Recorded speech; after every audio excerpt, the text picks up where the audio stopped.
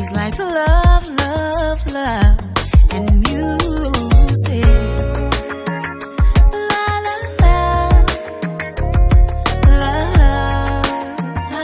love, love, love, love. Hello, everyone. Thank you for tuning in. I am Jay Lee. This is Jay Lee's Corner, and this is my review for Seeking Sister Wives. This is season 1, episode 7, and I honestly believe this was the season finale because when they kind of wrapped up the ending, they really wrapped up the ending. So I'm surprised it only got 7 episodes, but I am pretty sure it's going to get a season 2 because TLC is in the Sister Wives business. So other than that, let's just get into this review. So I'm going to start with, the,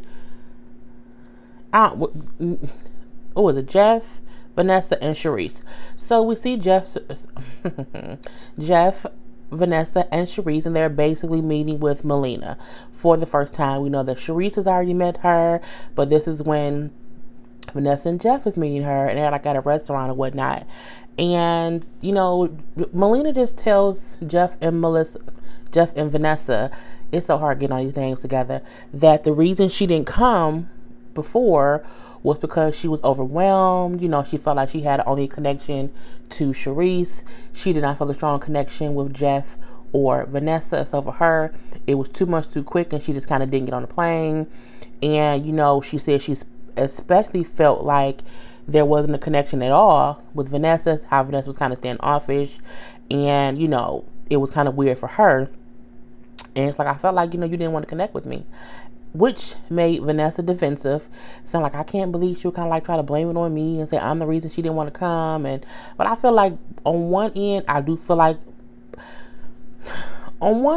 feel like Melina is 100% accurate in how she feels. But on the other end, I feel like she knew what she was getting herself into. So for her to try to be like, you know, I'm like, what's my damn hair? I'm like, you know, for her to try to seem like she had no idea what she was getting herself into, I kind of say, well, you know, you talked to them for a while and you knew they were a big family, so, you know, you kind of should have expected what you were walking into. But I still get actually having to walk into it can be a big deal, and it can be overwhelming. But at the same time, as an adult, you could have just said that, you know, is a reason why you, 1, didn't go, 2, did not tell them you wasn't coming, and then 3, when they were contacting you after you didn't show up, you didn't answer the phone. So, you know, Vanessa kept on saying how, you know, I felt like she could have just told us that, and she could have called us, but she didn't. She didn't call, she didn't show, you know, she didn't do all this stuff. So I felt like she just kind of jerking us around. And, you know, Vanessa then did admit how, you know I can be kind of standoffish, you know, I was going through a lot, you know, I lost my pregnancy, and, you know, it was all these things going on. Melina was like, well, I get that, you know, I really, really do, you know, feel for you in that situation. She's like, but however, I didn't know any of that. So for me, it just wasn't a connection. And so, you know, they're like, okay. So, Vanessa kept thinking like, okay, if you didn't feel a connection with me, if you thought it was too much, why did you come now? Like, why did you not show up the first time, wait a little bit, and then came back to come see us now? And I could have called this before it even happened. She was coming for closure. That's basically what it was, you know. And because Vanessa said, like, in the beginning, I told Melina that Melina that I would not be texting her or contacting her as much as Charisse and Jeff would. And I'm like, well, if someone tells me that, I'm going to think they don't want to connect with me because you're telling me you're not going to really be in contact with me. So that do mean you weren't trying to connect with that girl. So in that part, Melina was completely, absolutely, positively right. But they end up like talking through the issues, and everything kind of seems, you know, cool or whatever. And then, you know, Jeff admits, and also Vanessa says how they're willing to continue to get to know Melina, and, you know, see where it goes, to keep like dating her or whatever. And Melina like, okay, you know, I guess it's time for me to go. So, you know, I'll see you guys later. You know, she said, Charisse, I'll talk to you later. I'm not gonna lie, you gonna just not act like you're gonna talk to Jeff and Vanessa. And when she leaves, she said, like, in her little confessional thing, she was like, you know, I really came here to see, like, if it could be somewhere, or if it could be something, and I wanted to see if I really had a connection with Jeff and Vanessa. And she's like, honestly, I didn't feel a connection with either one of them. I really didn't feel one with Jeff. She was like, so for me, this is closure, and that's kind of it. And I'm like, she came there for closure. And I feel like the reason Melina made the most sense was because she said, I had to come here to see if me and Jeff had any kind of connection.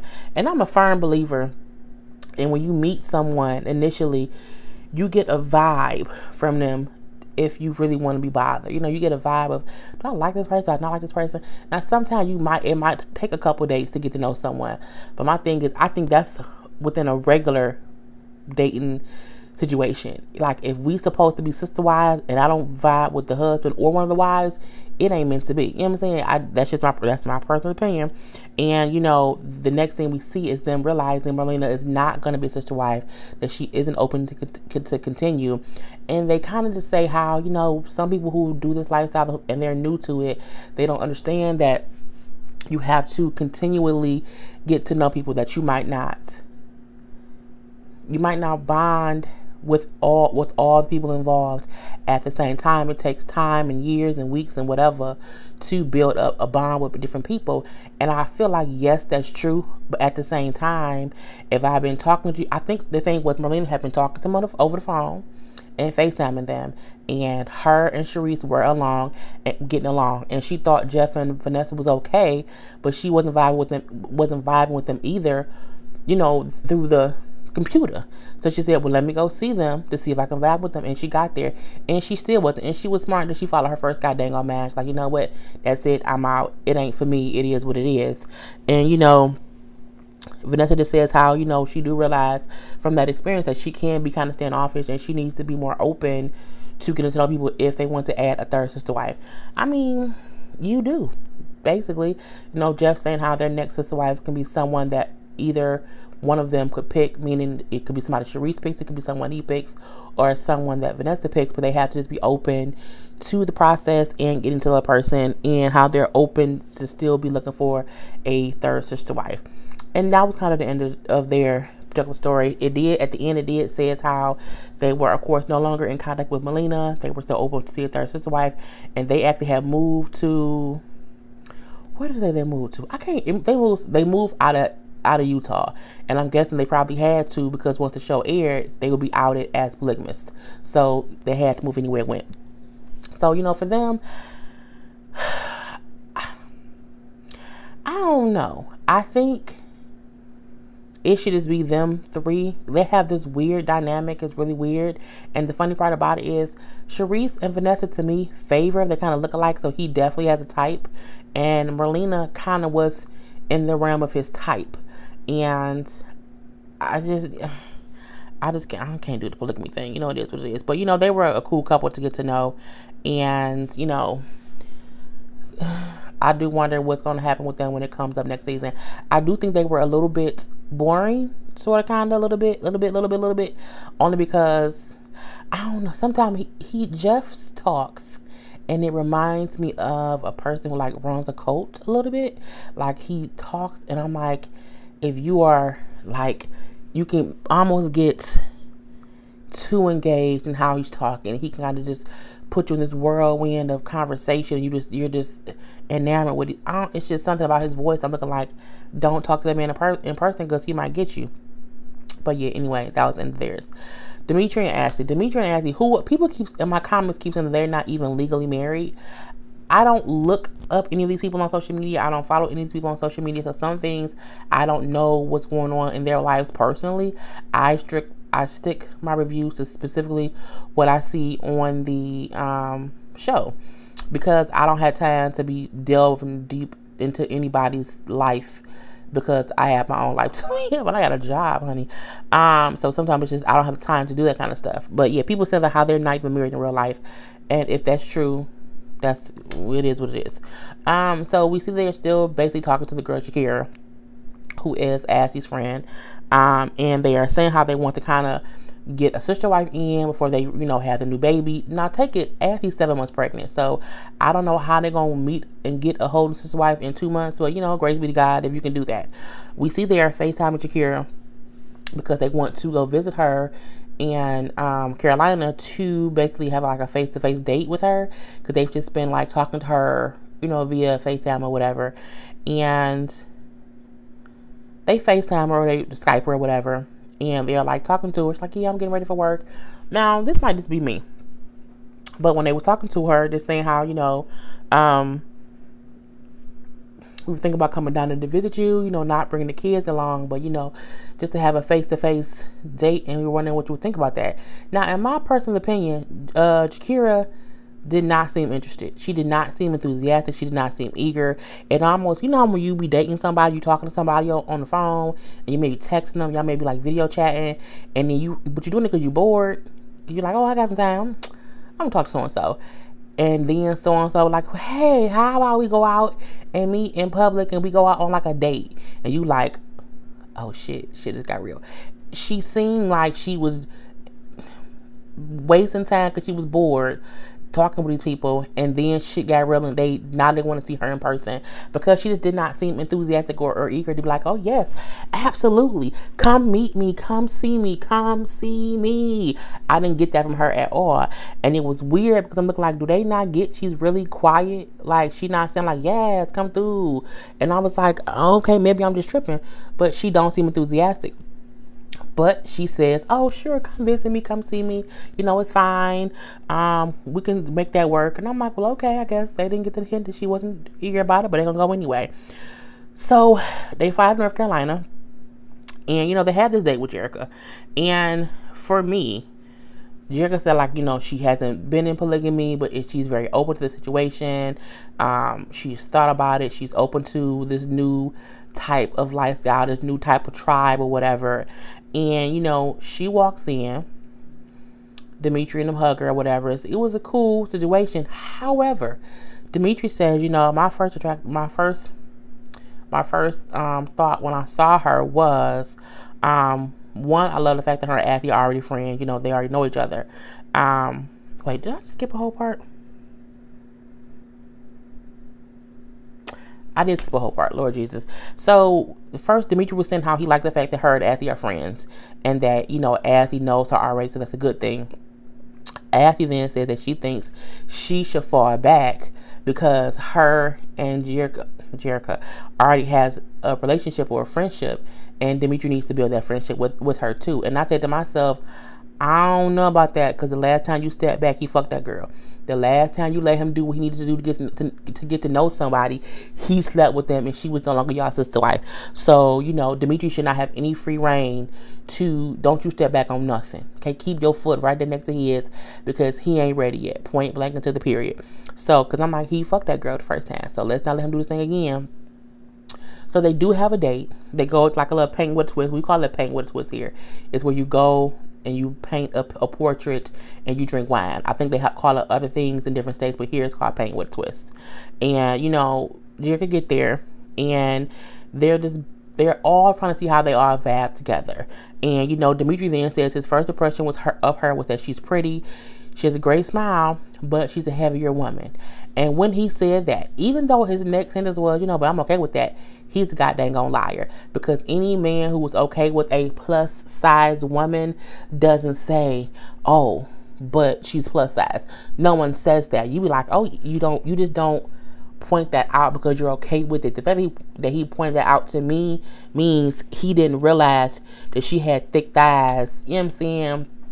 And a voluptuous butt. He didn't know that, because again, when they are talking, it's just face stuff. And you know what I hate about that? I hate because some people are like, well, yeah, a girl who will be plus size sometimes only shows like from the neck up so you can't see.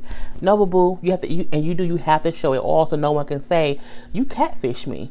Well, no, because but I feel surprised because I'm looking like, did she not have any full body pics on her social media? Because I got tons of full body pics on my IG, Jaylee's Corner, on Instagram. So it's like no one can ever be like, well, I didn't know that she like this, or I didn't know that she like that. I wonder if the only pictures and stuff they had was just through a face thing, and they didn't see the rest of her body. So that could be something too. But I was like, he really just pointed out that she's plus size, and she really not plus size. She just thick. Okay, I'm plus size. She just thick. It's a complete difference. But I'm like, when he said that, I'm looking like, okay, he don't like her. He thinks she's cute. he thinks she's cute for a big girl. That was his way of saying she's cute for a big girl. That's basically what he said. But it was what it was. It is what it is.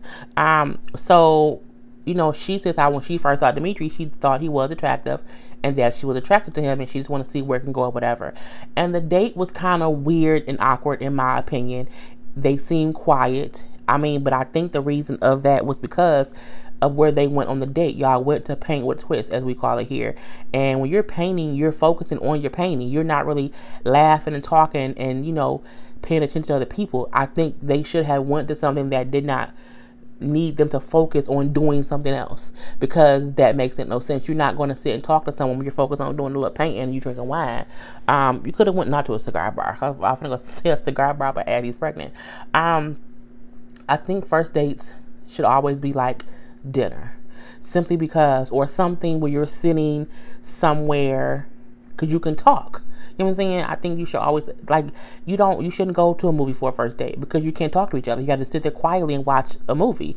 Paint with a twist, I don't think that's smart because you have to focus on your painting and you're drinking wine. I think the reason I think dinner is good is because you have to, one, wait to order your food, wait for the food to come. And then while your food is there, you're like nibbling on stuff in between time. In the meantime, you're having a conversation, or if you have meat for drinks over wine or whatever, I think those are better first dates because you have the time and the opportunity to talk to each other. And I think that's the reason why they didn't talk much. And, you know, Dimitri was saying how he felt like Jerrica and Ashley had more conversation. Well, because they're friends and they talk the other time. And again, y'all all focusing on painting. But, you know, it wasn't like awkward as if they did not like each other, but they weren't talking as much as they should have. And so after they get back home, and to me the date seemed a little, not the date, the conversation seemed forced with Dimitri and Jerrica, just because I feel like he didn't know where he fit in the piece of them, because her and Ashley was like so cool. So it was just a little bit weird or whatever. And then once they got back home, you know, Ashley was completely on board for them to move forward with her. However, Dimitri was not. He wasn't. You know, he's saying that he thinks they need to slow down and be sure to get to know her. But you fucked Jocelyn on the first date. Like, on the first date, you fucked that girl. And the reason you did was because you were sexually attracted to her. And I swear, because Jacinda, because I can't think what her name is right now. Is it Jerrica? Jerrica. I'm brain fart. Because Jerrica body build is different. I feel like that's the only reason he didn't jump on it. Because I do feel like in one way or another, Jacinda was more pretty in the face than Jocelyn was. Jocelyn was really young. Jacinda was older, lived life a little bit, thick in the thighs. You know what I'm saying? She was a completely different person. And I think that isn't what Dimitri looking for someone he can mold, and that wasn't Jacinda. I think the fact that he realized that wasn't her, and she was going to probably be strong in her thought process and couldn't be a little, you know what I'm saying, let me make you who I need you to be kind of person. He wasn't into that. And I think he saw in Jocelyn, she's very young, she's very easily to be made to do things, she's very impressionable. I mean, come on, they slept together on the first night. You know what I'm saying? I think that's what he's looking for, someone he can get to do what he wants them to do. And that wasn't Jacinda. And I think it was he realized that. And the reason he kept on using the excuse of, oh, well, Ashley's closer to her than I am, and I'm not there yet. No. You didn't like how she was built, and you didn't like that she was a grown woman. That was simply what it was. And I call bullshit on his thought process of it. You know, saying how yeah, Abby has a bigger bond with her. You know, I'm not there yet. You know, she's still shy. No, she's not shy. She's not for your bullshit. And you could see that. So you're like, ain't no point in us moving forward. And I'm just like, it made me mad. Because again, we could see how Ashley was okay moving forward and he wasn't. And I'm looking like, it's just so stupid. So, you know, they decided that, you know, they're going to still talk to her and move slow, you know, slow with it or whatever, and see how it goes. And now it's the end of their thing. And then when it showed like what happened with them, it was like, okay, they welcome a dog. They had a little baby, she had a little girl. They're no longer pursuing just send the Lord Jesus Jerrica as a sister wife, because he didn't want to fuck her. He didn't want to sleep with her. He didn't want to be with her. I don't think it had anything to do with her that she had 5 kids, because he kept on saying he wanted a big family. So I think it had everything to do with he was not sexually attracted to her, and he would not be able to make her be who he wants her to be. It was simple as that. But yeah, and they still stay in Atlanta, so that was the end of their whole thing. April, Arlie, Angela, and Drew. April is the most manipulative motherfucker that I've ever saw. Let me say that clear as day. We see how April is still the only wife not wanting to leave. And Drew said, before we came on the show, before we agreed as a family to come on the show, we had a conversation and we all agreed that we would move out of Utah. And we agreed upon that because we knew once the show aired, we couldn't live here. And he's like, he just doesn't get why April pretended as if they never had that conversation and she didn't agree to do whatever. And now she does not want to move. And he's like, it's just insane how she's doing this and how she kind of only cares about what's going on with her. April saying how, all my family is here. All my friends are here. My 2 older kids are here. How can I leave them? I just can't do that. It's just so sad. And I'm just like, she really playing this whole role like, she didn't sign up for this for the past 20 years that she's been with this man. And, Drew saying how April can try to say it's about their older kids and how, she doesn't want to leave because of them. He said, it's a bunch of bullshit. I said, what was that?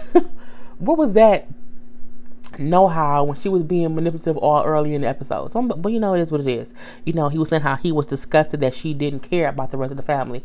I completely agree. Even though I don't agree with polygamy, and it's not a life that I'm not gonna say I don't agree with it. Even though I'm not a person who lives that lifestyle and I couldn't see myself living it, I felt like if you agreed to be in the polygamous household, in the polygamous marriage, and your husband has 2 other wives and y'all all live in one house, you know what y'all have to do. Point blank, period. Arlie and Angela both are like, they're upset because they feel like April does not care about what would happen to them if they stay. They feel like that she is putting her own needs ahead of everyone else's. And I completely agree. We see how Angela is saying how, when you are in the polygamous religion, she said religion. She said religion. When you live in that lifestyle, it's supposed to be forever, no matter what. You're supposed to always be together as a family. And April was saying how she does not want to go, means that she kind of she's not committed to them as a family, and it shows her lack of support for them as a family. I completely agree. So we do see Drew and April basically talk, and he's trying to just figure out what she wants to do because she is his only legal wife, and he's trying to figure out what she's thinking. So he's like, okay, so what's going on? And she tried to bring up, the kids are still here and I can't see myself leaving, and 2 of the kids are here, and then one of our kids is in high school and he's young, he's a teenager, and how can we just move him and all this stuff. He said, he's a teenager, he's a kid, he'll adapt, it's fine, kids have to adapt all the time, that's not a big issue. He again says how, she then said, would you ever consider letting me live here? And you can move and you can just kind of sneak back and visit me. And he was like, no, that's not going to work. No, we can't do that. That's not how it's going to work. And I think solely because when she said he would have to sneak there, it would mean Utah would then have like a warrant off his arrest or whatever, because he would be labeled as a polygamist. So if he came back to visit her in Utah, he can then be arrested because he was living in polygamy. It's the stupidest shit ever. Like, she really did not care about anyone else except her, and he was just like, no, that's not going to work. I'm not going to discuss it. We're not going to have the conversation. We have to move. And she just kept saying how, I've been putting off the thought of us moving. I just kept thinking about it, that it would happen later and later and later. And now it's kind of like smacking me in my face. And, I don't know what to do because I don't want to leave. And then he said how, it's not worth me risking our family and me risking having to go to jail for 10 years, just so that you can stay here. It just doesn't work. And on one level, I felt like when you signed up to be a polygamist and you have these 3 wives and you live in Utah, you took on the threat of possibly going to jail.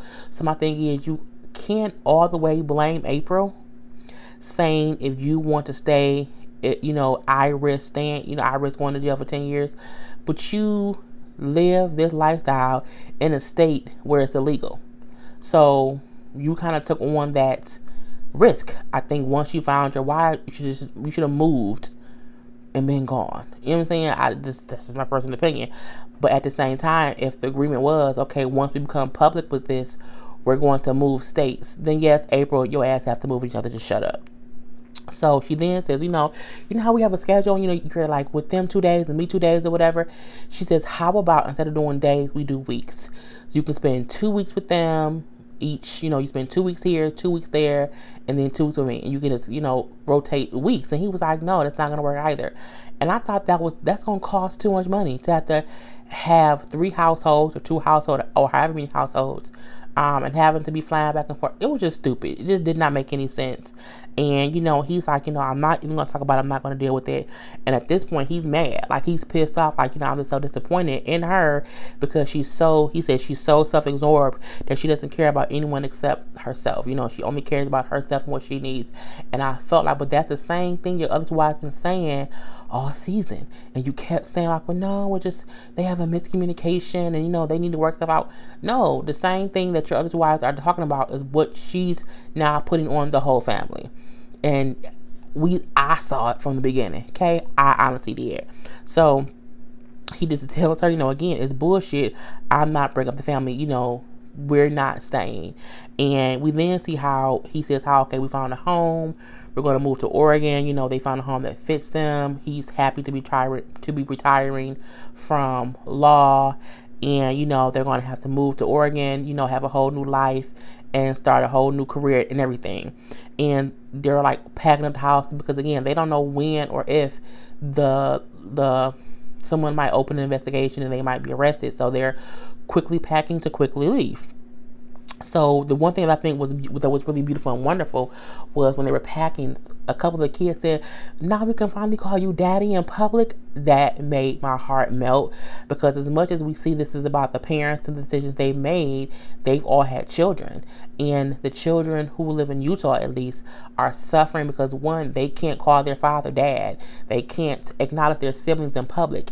And, they're basically being hindered, and as Arlie said, like, she's happy to be leaving the state because she no longer feels like she's a second-class citizen where her kids don't have the same rights, and she doesn't have the same rights as April's kids. And I think it's a simple thing of, I'm happy my kids can call their father dad in public and not feel, ashamed, like they can't acknowledge who he is. I thought that was a great thing, to say. And it was really good. Even Arlie saying, she can finally even show her husband some affection in public. Hey, if that's your husband, and you want to show him some affection because you're one of his wives, by all means do that. And so as Arlie and Angela are happily saying how they can't wait to move and it's going to be so wonderful, scary but wonderful because they'll be a little bit more freer than a word, more free. And April's sitting there looking as if someone has killed her damn dog. She's just like, she gives no fucks. It was the funniest thing ever in life. And, she says how she's not looking forward to being in Oregon. She will only see her husband 2 times a week. And, she wouldn't have any family, any friends, there. She wouldn't have any kind of support system. Drew then says, so your basic focus is 100% on you and basically fuck the family. And then he didn't say fuck the family, but I said fuck the family. But that's basically what he said to her. And, she was saying how, well, the rest of y'all have to move. I don't have to move. And I'm looking like, did she really just say that? Like, did she really just say that on camera? And she did. And then, she says how, I didn't want to have this conversation. I felt like y'all all are ganging up on me and attacking me about it. I don't want to move. Because at this point, Drew was saying like, oh, so now you don't want to move. Arlie is saying little things, Angela's saying little things, and she's kind of shutting down. And, she says, why would I want to move to a different state with 2 women who don't want me around? I should stay here for a while. We can have some time apart, and we can kind of see how it works within a couple months. If y'all want me to come there, y'all probably need a break from me anyway. And this is when I was like, okay, I get it. April is being a fucking manipulative bitch right now. What she's doing is she wants them to beg her to come with them to another state. She wants them to make her grovel. No, she wants them to grovel to her and beg her to leave. That's strictly what she's been doing this whole time. When she kept saying, I don't want to go, I don't want to go, I don't want to go, she was looking for someone to do what Arlie did in this point. Arlie then saying, you know, you're great, you're wonderful. If you don't come, the family will be devastated. It'll be broken. You know, we can't live. All these accolades that she was giving to April. And I said, April got him. She fooled them into thinking that she did not want to move, so they would beg her to come and give her all these great, you so great this and you so great that, and we love you, we can't be without you, you're the she did that on purpose. On purpose. I said, bitch, she is very, because if you think about it, once Arlie started digging into her and saying how grateful person she was, how they can't do without her, how, you know, even though they have issues, she's the best, all this stuff that she's saying, you know, and you said that you didn't think we choose you, I choose you. I'm like, bitch, she just played all y'all. Her ass was never, she was never going to stay. She wanted y'all to beg her to come with her. And I was like, at that point, I said, bitch, April ain't shit. April, dog, she's evil. She's evil. She's an evil little genius. The only person who did not fall for her shit was Drew. Drew didn't fall for it. And when Drew didn't fall for it, she dug into Arlie and Angela. Now, Angela didn't give the whole accolade thing to this and this and this. She did say, you know, I do choose you. But she didn't go deep into how Arlie did. I'm looking like, Arlie, you don't even like April. Technically, you don't. You know, but it is what it is. But again, then April says, you know what, guys? I'll move with you. I'll come. I'm so happy you said all these things to me, Arlie. Thank you so much. You old little sneaky bitch, you. She's so goddamn on sneaky. I'm like, that was bullshit to the highest goddamn on power. Lord, and so she was gonna move. And that was the end of their story. So they did end up moving to Oregon. Drew did retire from law. He was writing a book. And that was kind of the end of their story. But I'm like, oh, April played them. Anywho, put your comments below. Let me know how you guys like the video, how you like the episodes, and everything else. And now I'll be back next week for a whole different review of a whole different show. So don't forget, if you have not done so already, please remember to subscribe to my channel, to like my videos, and always, always, always put a comment down below. So I am Jay Lee. This is Jaylee's Corner. Peace.